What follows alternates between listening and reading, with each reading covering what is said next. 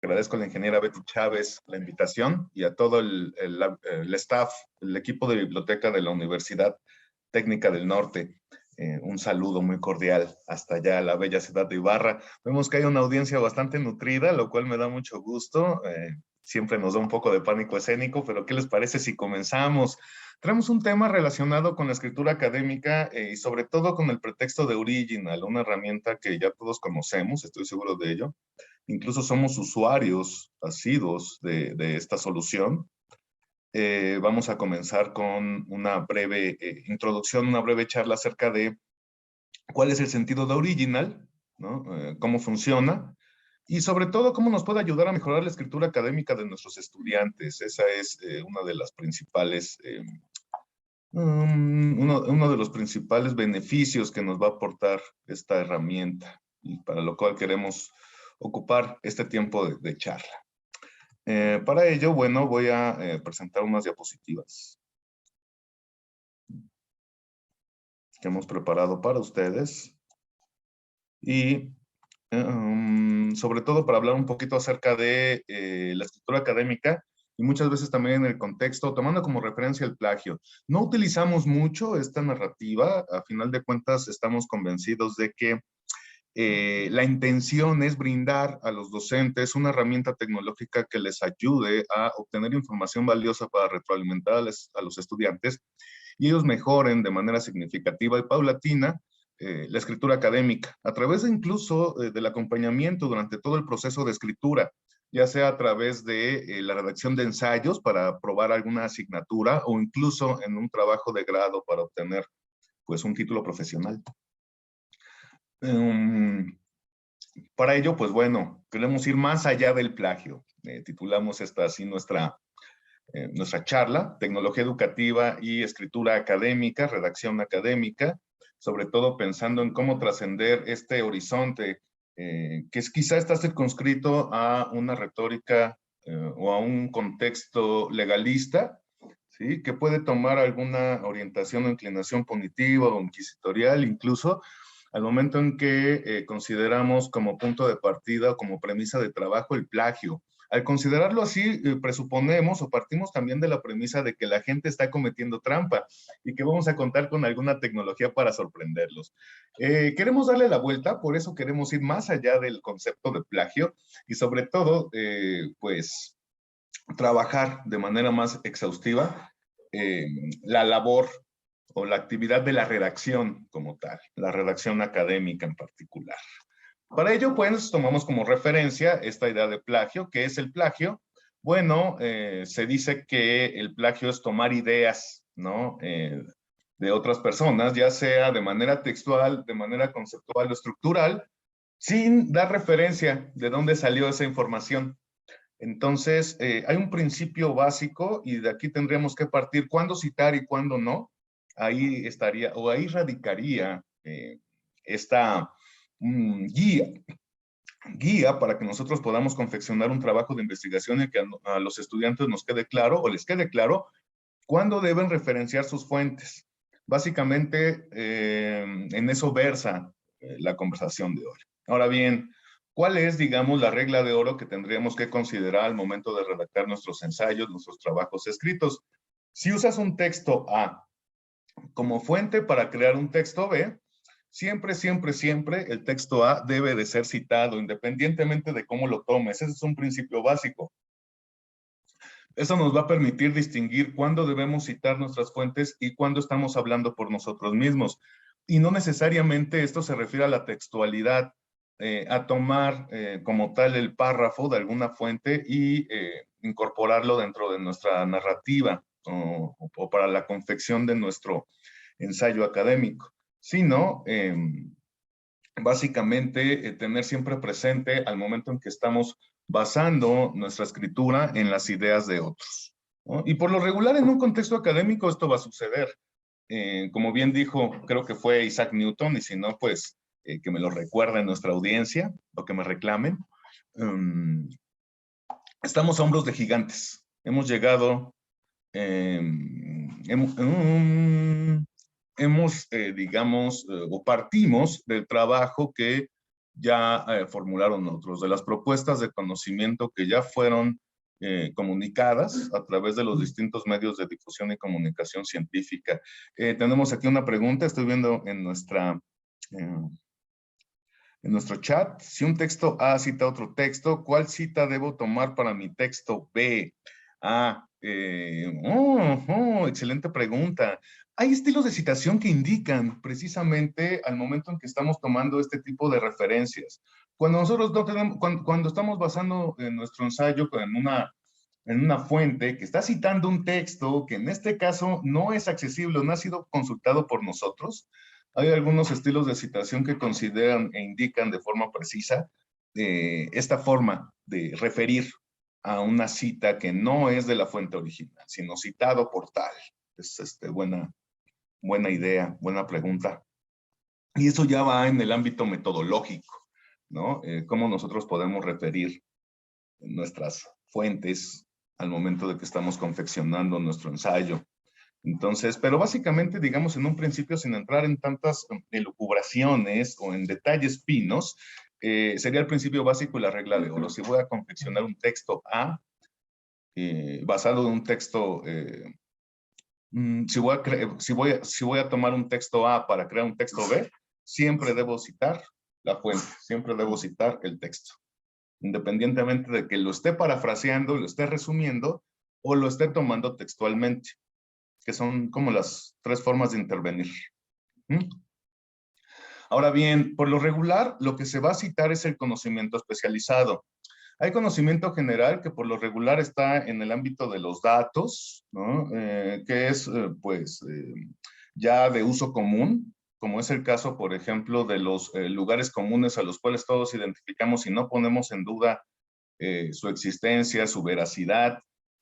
Son ya de conocimiento incluso popular, o aquí llamado general, en el cual, pues bueno, por lo regular podemos encontrar en un almanaque, son datos de carácter, o es información de carácter fáctico, y que pues es muy difícil ponerla en duda en cuanto a su origen. Pero hay conocimiento especializado que por lo regular fue creado, propuesto por un especialista que está formulado en algún medio de comunicación especializado, científico, académico, y es ahí donde nosotros empezamos a considerar ya la cita, ¿vale? Y hay, digamos, dos formas en las cuales nosotros podemos utilizar esta herramienta llamada Original para trabajar este tema de la escritura académica con nuestros estudiantes. Sí me gustaría también abatir alguna incertidumbre porque vemos que tenemos una audiencia muy nutrida y sí me gustaría también hablar un poquito acerca del sentido de Original ya como herramienta, porque recordemos que en algún momento en la historia pues de la educación superior en el Ecuador, y me remito a la historia porque aproximadamente el 2013 empezó a adoptarse este tipo de tecnología por distintas universidades. La misma CENESID, a través de un acuerdo ministerial, definió que era necesario que todas las universidades revisaran sus tesis de grado en herramientas similares. Es ahí cuando se incorpora o aparece en el ámbito educativo Urkund, que es una herramienta de origen sueco, o era una herramienta de origen sueco, que durante mucho tiempo se volvió la más utilizada en la República del Ecuador. A partir del año 2000 se fusiona con PlagScan, que es de origen alemán, y juntas, al momento de incorporar ambas tecnologías y representar mejoras significativas en el desempeño de la herramienta, toman el nombre de Original, y esto como una estrategia para ampliar su cuota de mercado.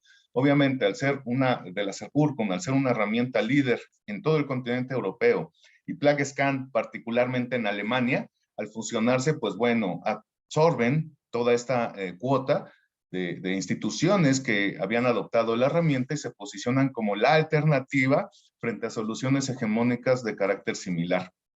Entonces tenemos siempre presente aquí ya el nombre de Original, pero si estamos acostumbrados a Urkund, si tenemos como referencia este nombre, pues bueno, solamente recordarles que ya cambió de nombre a través de esta fusión y actualmente Urkund ya es Original, para que lo tengamos así en el radar. Entonces, cuando se hable de Urkund o cuando aparezca la palabra original y nos genere cierta incertidumbre, vamos a tener la certeza de que conserva las mismas funcionalidades, la misma eficacia, incluso mejor eficacia en el análisis, y ofrece la misma experiencia de usuario a la cual ya estábamos nosotros acostumbrados. Entonces, recordemos esto. Actualmente ya es una herramienta que se utiliza en 70 países del mundo. Muchas instituciones lo incorporan dentro de sus LMS y una de las ventajas que ofrece incorporarlo en un LMS es la oportunidad que nos brinda de poder revisar todas las interacciones que por escrito hacen los estudiantes en esta plataforma. Por ejemplo, en Moodle permite el análisis tanto de tareas como de talleres y foros de discusión. Entonces, prácticamente nos brinda evidencia valiosa para que nosotros podamos tomarla de referencia y brindarle una retroalimentación efectiva a nuestros estudiantes para que aprendan a parafrasear, a resumir la información de una fuente, a citar de forma pertinente, no solo para hacer más voluminoso su texto, sino para comprobar una hipótesis o fortalecer un argumento, y también nos da cuenta de las fuentes que utiliza el alumno, el estudiante, para confeccionar su manuscrito. Entonces es una herramienta muy eficaz, sobre todo enfocada en la mejora de la escritura, porque nos ofrece esta evidencia. Nos dice prácticamente cómo el estudiante está utilizando la información. Voy a recordar brevemente cómo funciona este sistema. Este sistema y prácticamente los que existen en el mercado tienen la misma lógica de funcionamiento. El contenido se va a cargar dentro del sistema por distintos medios. El ideal es el LMS, porque ahí podemos hacer el monitoreo exhaustivo de la escritura, pero se puede cargar por mail, se carga directamente en la web, etcétera. Entonces está distintas formas de poderlo cargar.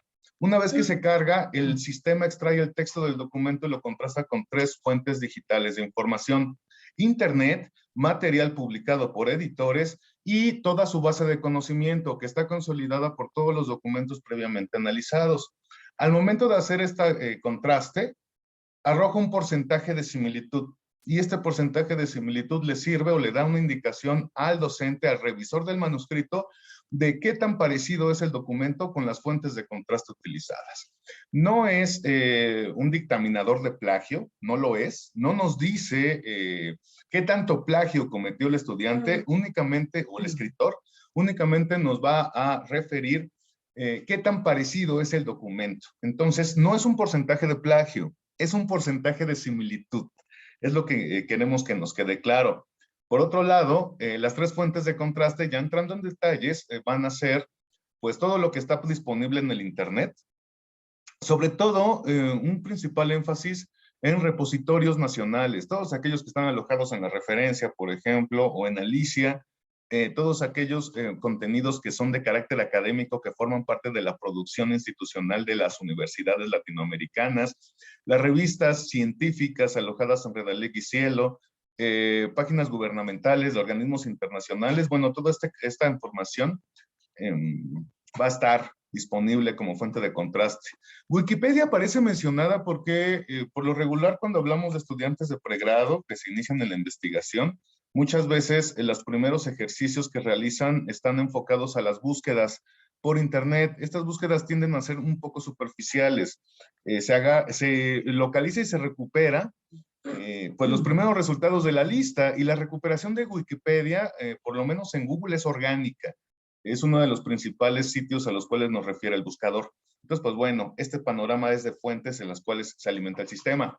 Por otro lado, el material publicado por editores, vamos a entrar ahorita en breves detalles para ya irnos adentrando en la materia, y los trabajos analizados previamente. Todos los trabajos se van a almacenar en una gigantesca base de conocimiento que va a servir como fuente de contraste para que el sistema funcione. Todo documento analizado es almacenado. Eso nos tiene que quedar claro. Y en cuanto al material publicado, los principales sellos editoriales, muchos de nuestros editores han participado activamente en el seminario. Algunos de estos, o la gran mayoría, forman parte, si no todos, de las colecciones que tiene a su disposición la Biblioteca de la Universidad Técnica del Norte para toda la comunidad académica.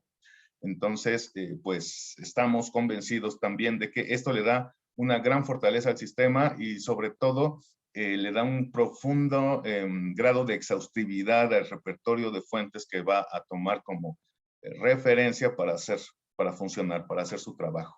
En cuanto a este contenido, estamos hablando de más de 80 millones de documentos, entre capítulos de libro, artículos de revista, actas de congreso. Esto es en cuanto a la escritura académica de los estudiantes. Y bueno, aquí sí es importante hacer una aclaración. Y después de un estudio que se realizó en 2020 por parte de Original, se hizo un análisis de cuál es el porcentaje de similitud que tienen los trabajos almacenados en el sistema con base en las fuentes de contraste que identifica Original. Y se concluye que cerca o más del, bueno, el 60% de estas fuentes corresponden al Internet.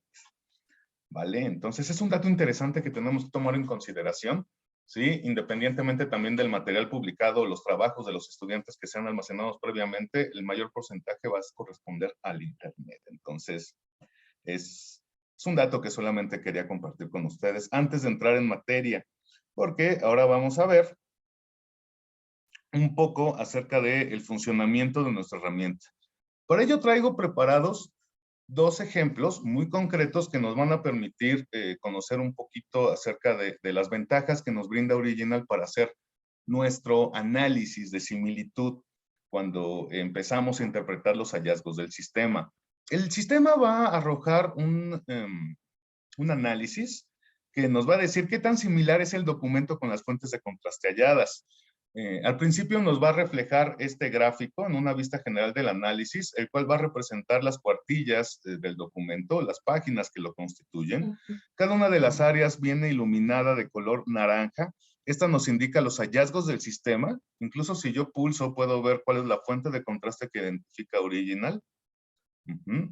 Voy a ver también detalles del envío. Este sistema va a asignarle un número de identificación a cada uno de los documentos almacenados para que pueda ser rastreado dentro de plataforma el porcentaje de similitud de este documento particular y el promedio de similitud que tienen todos los documentos que ha enviado este usuario en particular. Cabe señalar que todo documento analizado, todo informe de similitud debe de ser revisado, independientemente que esté por debajo del porcentaje de similitud aceptado a nivel institucional, porque aquí no estamos hablando de aplicar un criterio administrativo en el cual si nuestro informe sale por debajo de cierta escala de similitud mínima aceptada, podemos omitir su revisión. Me gusta citar a un profesor de la Universidad Andina, Simón Bolívar, precisamente allá en Quito, el doctor Renato Landín, que él dice, bueno, similitud puede haber bastante, puede haber mucha incluso, puede justificarse y tener pertinencia metodológica esa similitud, pero el plagio cero, ni 1%, absolutamente nada. Y es así como, por más mínimo que sea el porcentaje, siempre vale la pena revisar estos hallazgos para verificar cuál fue el uso que hace de las fuentes de información del estudiante. Para ello también, una vez que explicamos ya estos detalles del informe, vamos a ver el análisis completo. En ver documento completo, yo puedo ver mi análisis de similitud. Aquí nosotros vamos a ver los hallazgos del sistema en el contexto de la escritura del estudiante. Todo el documento completo en esta vista está desplegado. Van a aparecer iluminadas también en la parte superior de mi análisis dos herramientas. Una dice citas y otra paréntesis. La herramienta de citas me va a iluminar los elementos que aparecen visibles en el contenido de color gris. Es un indicador cromático que me dice únicamente en color gris qué contenido está entre comillas. Y también hay otro elemento que son los paréntesis. Los paréntesis se iluminan de color azul. Esto es un indicador cromático que nos puede dar indicaciones, ¿sí? Tal como dice su nombre, es una indicación cromática que nos ayuda a identificar a primera vista citas textuales y referencias. Y esto considerando que los estilos de citación más utilizados a nivel internacional utilizan estos elementos para indicar tanto citas como referencias. Entonces, si nos fijamos, lo gris me indica que son citas textuales, y azul, referencias. Es importante considerarlo, estos elementos, porque nos ayudan a tomar decisiones de manera rápida. A un lado del hallazgo va a aparecer un icono que me ilumina el contenido recuperado por original en color naranja. Al desplegarlo, podemos hacer un análisis, un contraste uno a uno de la escritura de mi estudiante, que está en la parte izquierda, con la escritura, o mejor dicho, la fuente de contraste que identificó original. Entonces, es importante considerar ello, este contraste que hace tanto en un lado izquierdo, la escritura del estudiante, del lado derecho, hallazgo del sistema con la fuente de similitud identificada con un hipervínculo para que pueda acceder a esa fuente. Y aquí tomamos una decisión. Aquí vemos que es una referencia. Es una referencia bibliográfica. Por lo regular, las referencias bibliográficas, debido a la normalización, ¿no? Están escritas con una sintaxis idéntica, pues va a haber muchos hallazgos relacionados con estas referencias. He visto que muchas instituciones, como una mejor práctica, utilizan este tipo de herramientas, ¿no? Para, o mejor dicho, toman en consideración únicamente la carga del manuscrito, eliminando los elementos que puedan resultar comunes, o que haya mucha posibilidad de que el sistema encuentre y distinga similitud en repositorios o en otras fuentes que tiene, que utiliza para contrastar los documentos. Entonces, es importante también tomar en consideración que si cargamos el documento sin estos elementos, el porcentaje de similitud va a ser menor y la activación o desactivación de fuentes de la misma forma. Porque aquí, esta pertinencia, o mejor dicho, este hallazgo es pertinente, tiene pertinencia metodológica. Las referencias son idénticas en todos lados y más si utilizamos el mismo estilo de citación. Desactivo el hallazgo y disminuye mi porcentaje de similitud. Porque hay similitud que pues tiene pertinencia metodológica. Tengo que citar mis fuentes y las fuentes se citan de la misma forma debido a la normalización. Si nos vamos aquí, por ejemplo, tenemos otro hallazgo, desplegamos nuestro icono, vemos escritura del estudiante, hallazgo del sistema. Aquí me indica claramente que es una cita textual, por eso está iluminado en gris, y está seguido de un paréntesis con una referencia a una página específica del documento. Sin lugar a dudas es una cita. Me aparece incluso el hipervínculo para consultar la fuente original. Si yo lo pulso, Original me va a remitir al sitio donde fue recuperada la fuente y yo ya puedo ver el contexto específico de la escritura. De esta forma también obtengo información valiosa, en el sentido en que conozco, tengo acceso a la literatura que está consultando mi alumno. Puedo darme cuenta si está utilizando lo primero que se encuentra en Internet o información de carácter académico. En este caso, por ejemplo, se está basando en un libro escrito por un especialista, publicado por una editorial reconocida en el ámbito de la materia, ¿no? Entonces, tengo ya la certeza de que por lo menos, independientemente que yo comulgue con este autor o no, por lo menos está utilizando fuentes confiables o fuentes de carácter académico. Entonces, eso es también una de las ventajas que me brinda Original. Al ser una cita textual, independientemente de la similitud que arroje, lo desactivo, porque obviamente tiene pertinencia metodológica esa cita. Puedo leer el contexto en el cual está inscrita la cita para poder tomar esa conclusión y darle esta retroalimentación al estudiante. En este caso, les voy a ser sinceros, yo este documento lo escribí para una asignatura de un diplomado que yo estoy cursando. Entonces, en realidad a mí, en lo particular, el autor me pareció muy chocante. Entonces, empecé a recuperar las referencias de su literatura para pelearme con él y justificar mis puntos de vista con relación a al contenido o a la idea que está desarrollando el autor.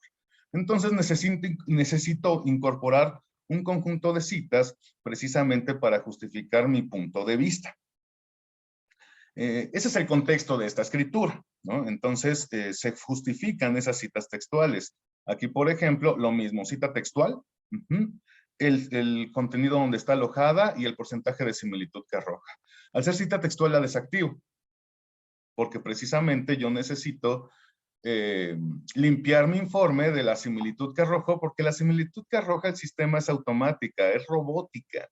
No distingue si es una cita textual o no. Quien tiene los elementos para poder interpretar estos hallazgos es el profesor o el revisor del manuscrito, porque él tiene la suficiente solvencia técnica, metodológica, para poder hacer esta interpretación. El profesor es el que conoce la disciplina y que también maneja los métodos y técnicas de investigación documental.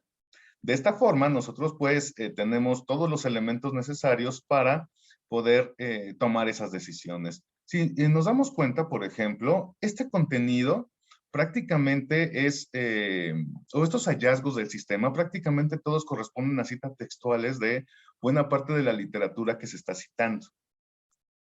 Entonces, voy desactivando estos hallazgos para tener, pero siempre, siempre teniendo certeza de cuál es el contexto en el cual se incorporan.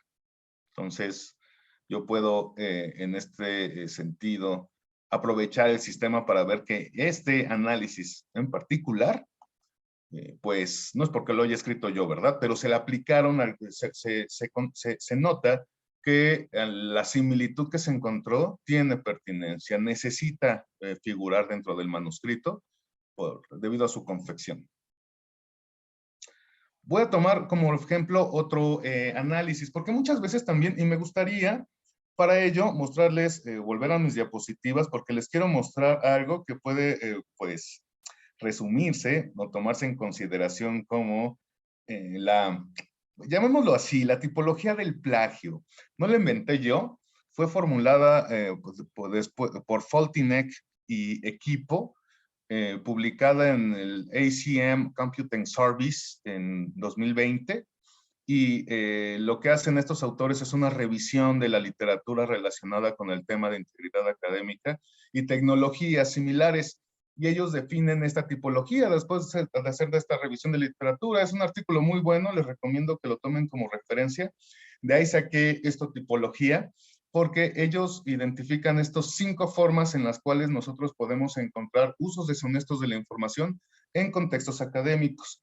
Se van presentando de forma gradual, en el sentido en que del 1 al 5, el 5 es el más básico, digo, el 1 es el más básico, el 5 es el más difícil de detectar con tecnología.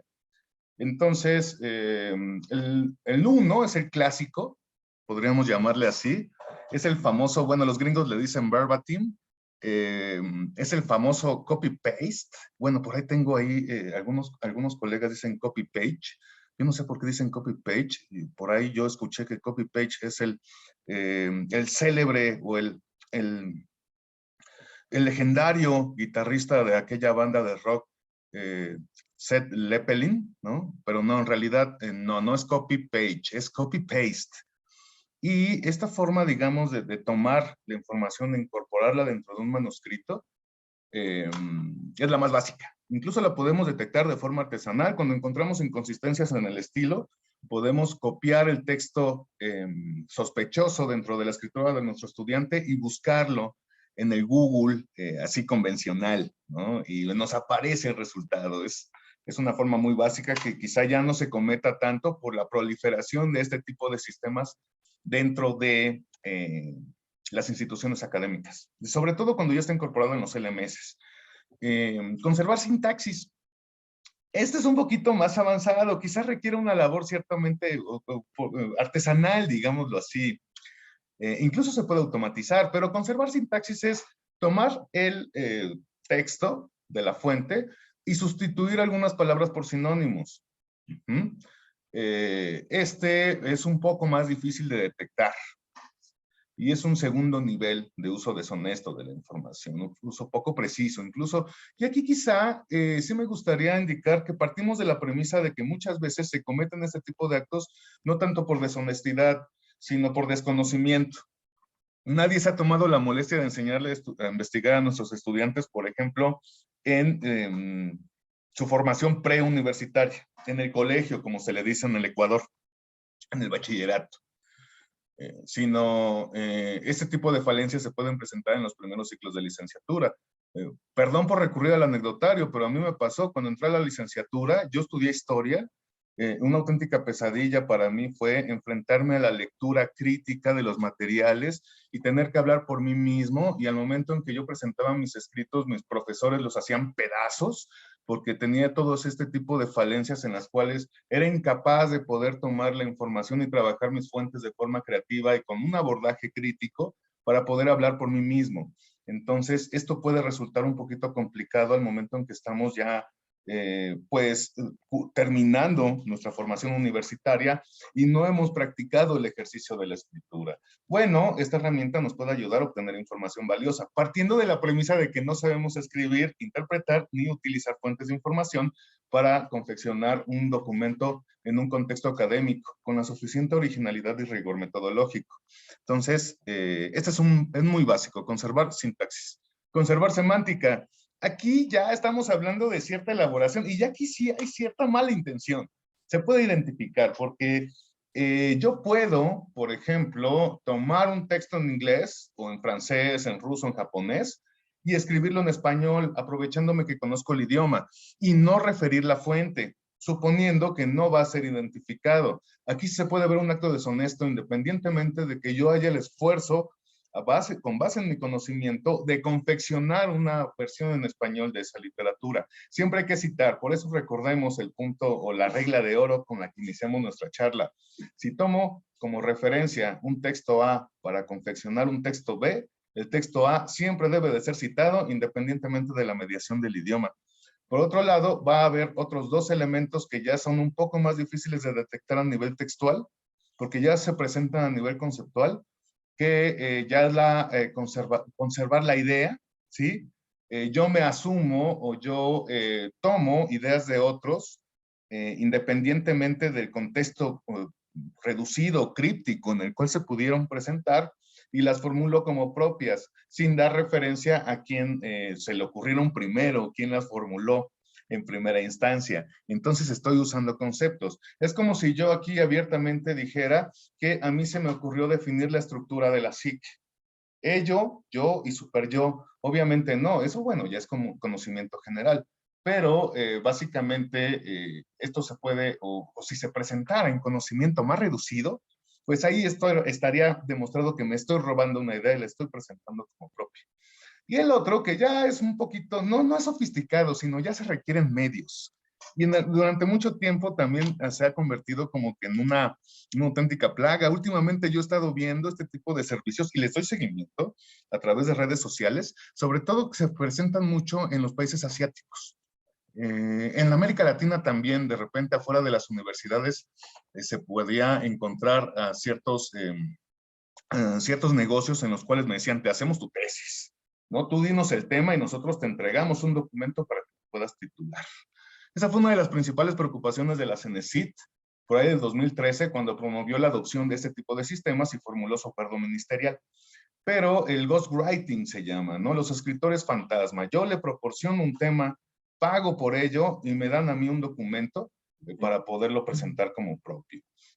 Bueno, si nos fijamos, hay distintos grados de complejidad en las cuales se vuelve un reto para la tecnología poderla identificar y no solo inhibir, sino tomarla como referencia precisamente para establecer acciones correctivas. No se trata de sorprender a quien está haciendo trampa. Bueno, esa es mi humilde opinión, ¿verdad? Sé que no me la pidieron, pero quizá todavía tenga fe en la humanidad y parto de la premisa de que la gran mayoría de este tipo de actos no se cometen por mala intención, sino por desconocimiento.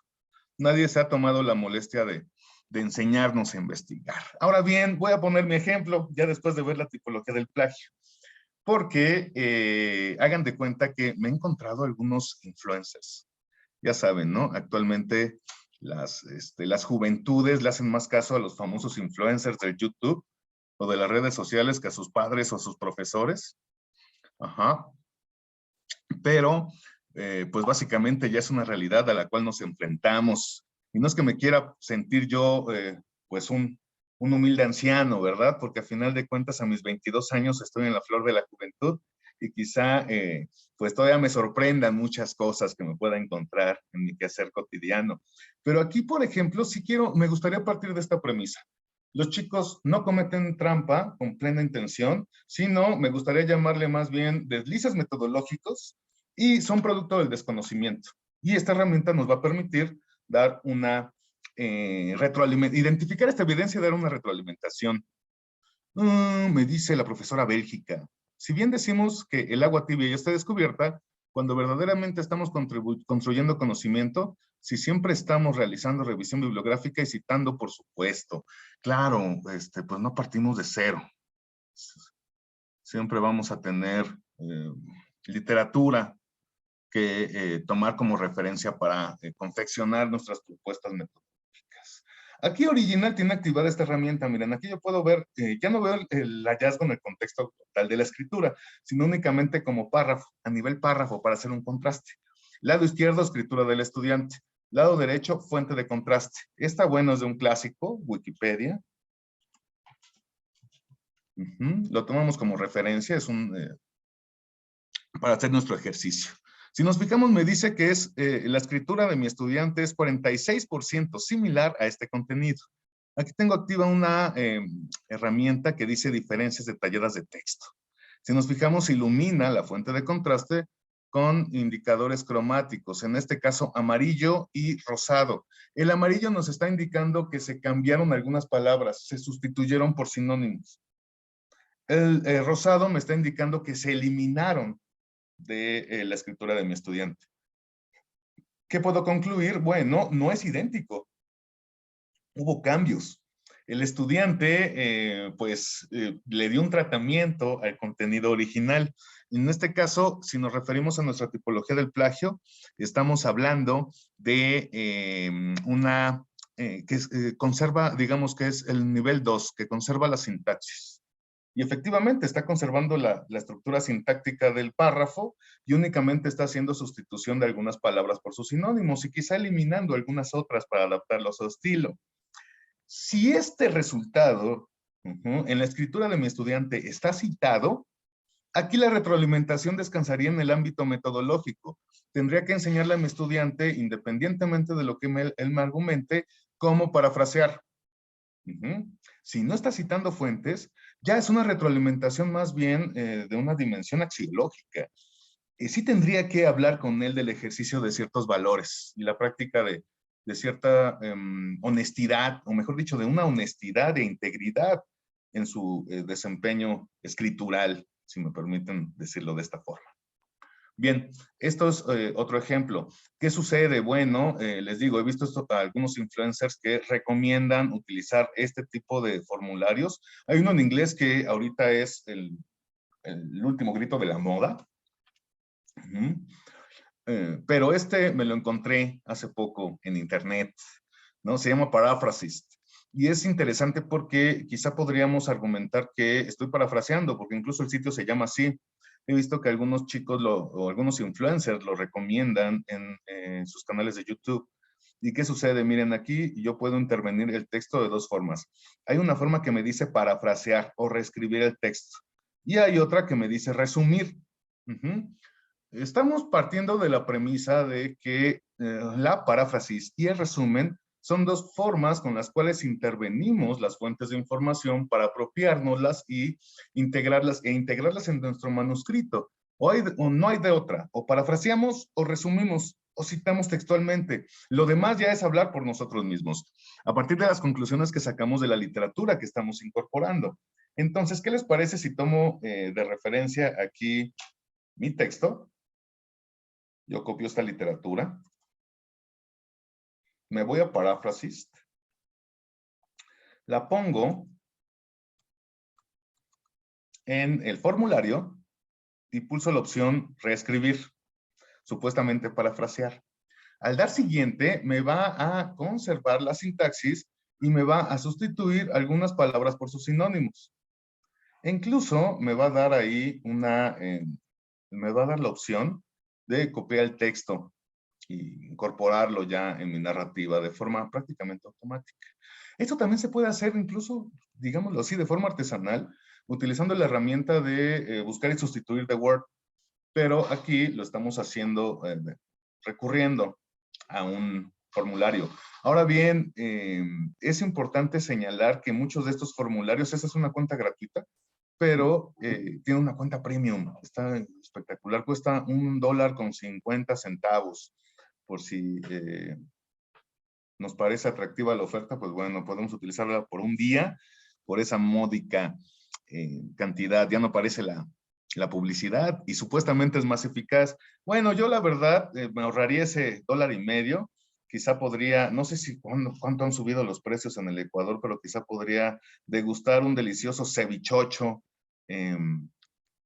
afuera de la Universidad Técnica del Norte, en caso de que expendan este tipo de delicias, y en ese rango de precio lo podría comprar y ponerme a escribir y hacer mi tarea.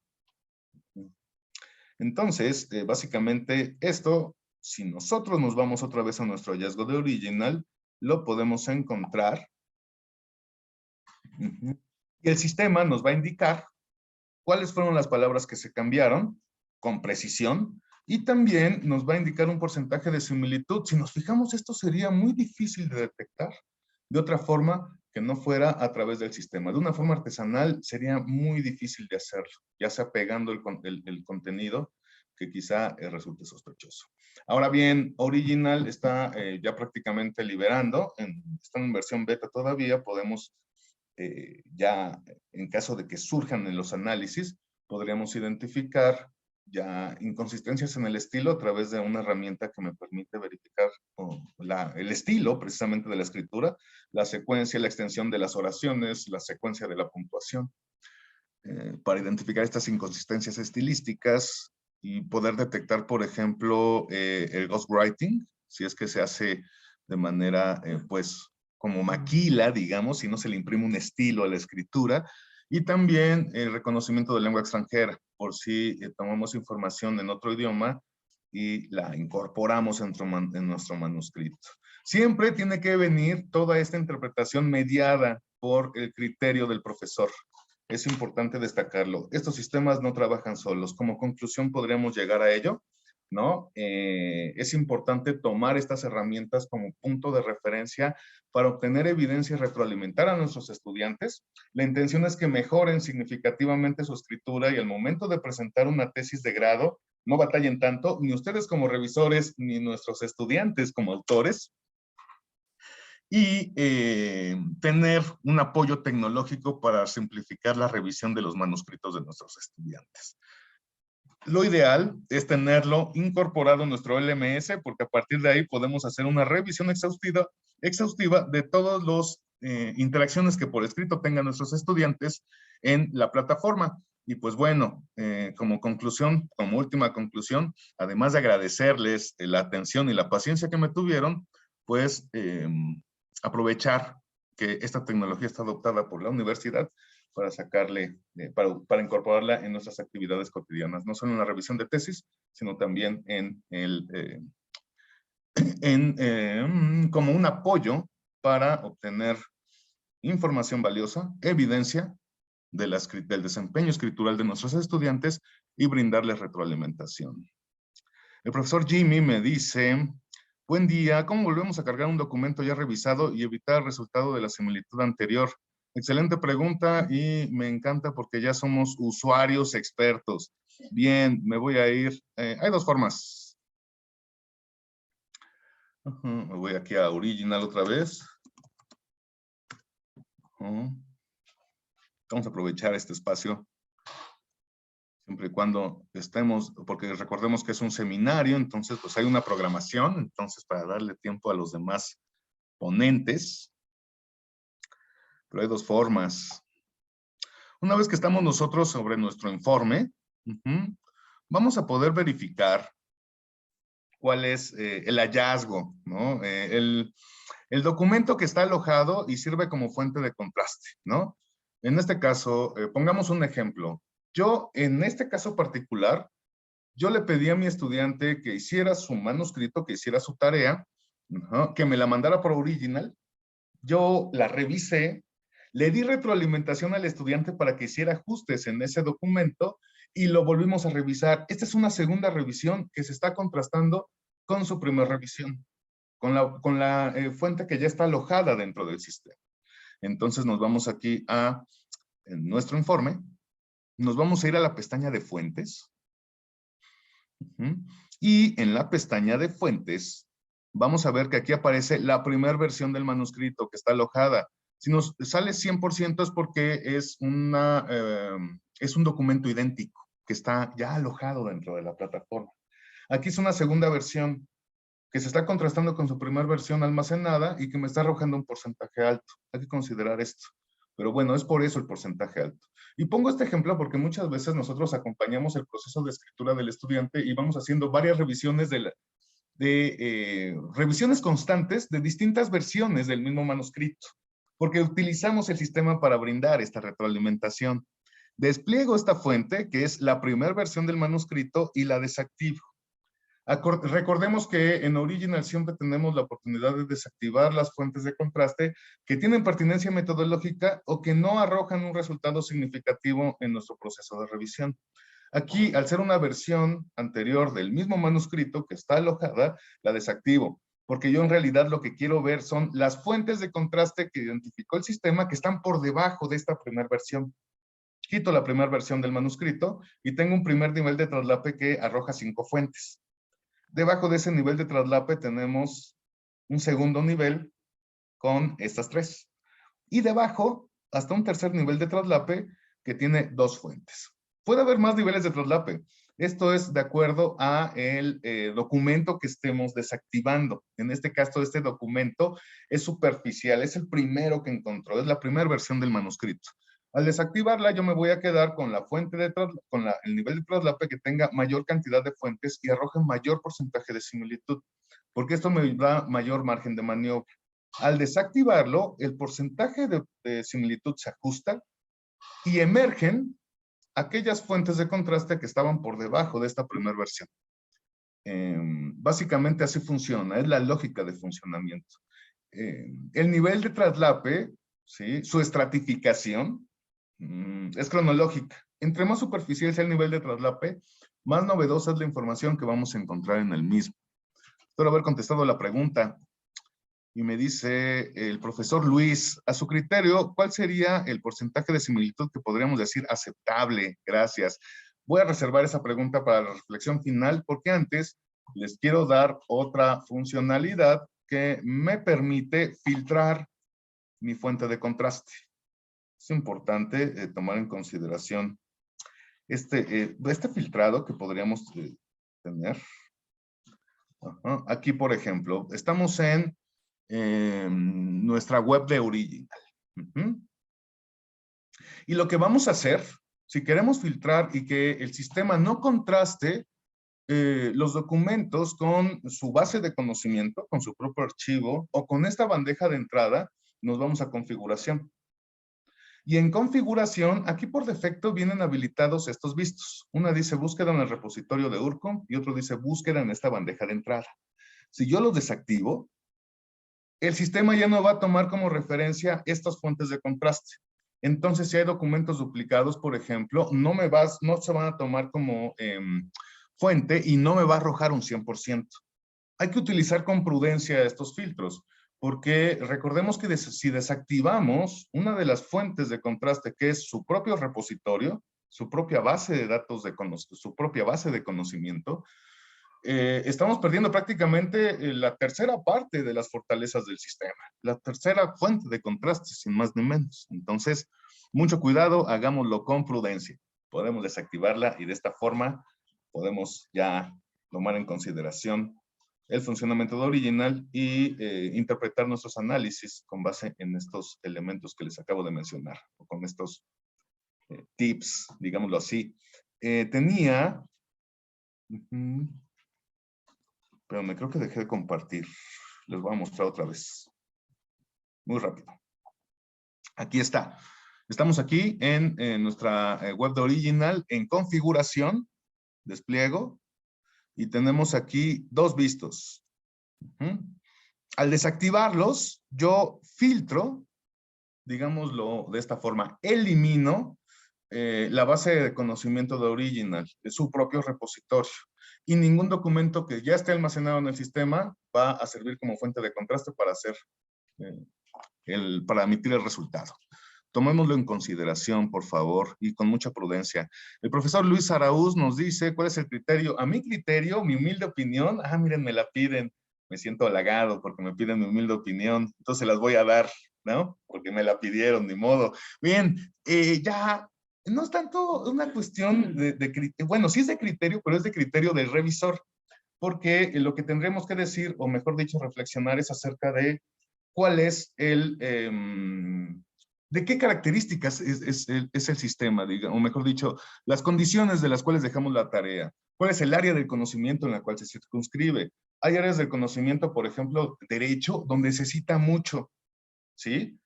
Entonces, y si no cito, yo pues no tengo elementos para poder confeccionar mi propuesta dentro de esa área del conocimiento. Entonces, hay que tener como en consideración eso, primero, el área de conocimiento. Derecho, historia, humanidades, filosofía, citamos mucho. Hay otras áreas donde no se requiere tanto citar para construir los argumentos. Entonces, número uno, el área del conocimiento. Dos, el tipo de documento. Si es un artículo de revisión de literatura o una revisión sistemática, pues voy a tomar como referencia toda la literatura disponible para poder desarrollar el tema. Ahí el porcentaje va a ser elevado.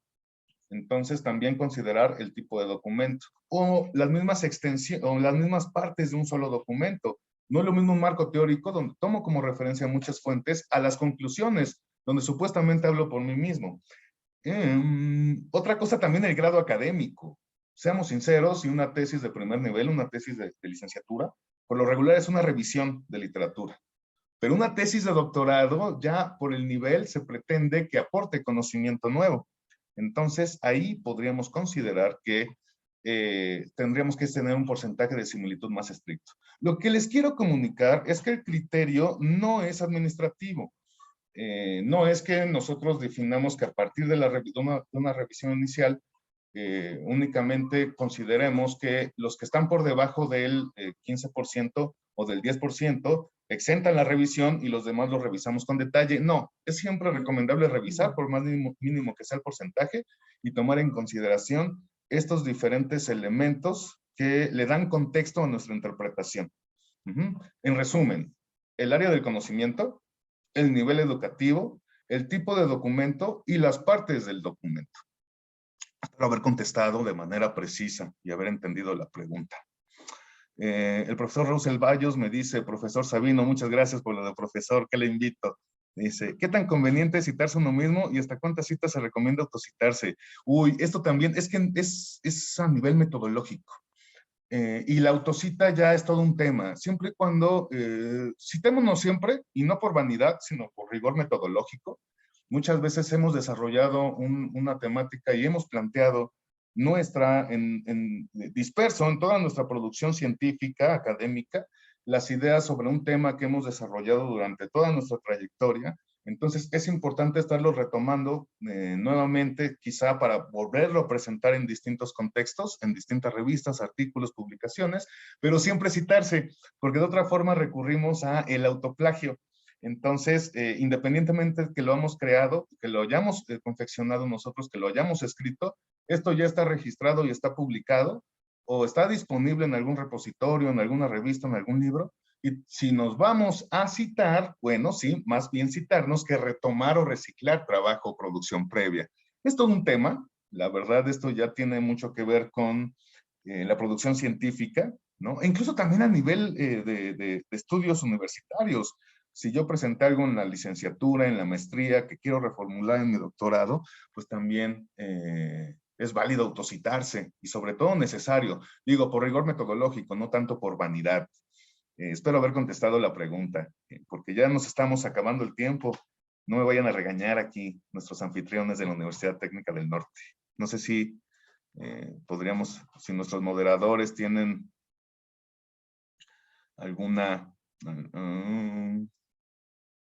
alguna otra consideración o alguna otra pregunta. Si no, pues damos por concluida nuestra sesión, nuestra participación.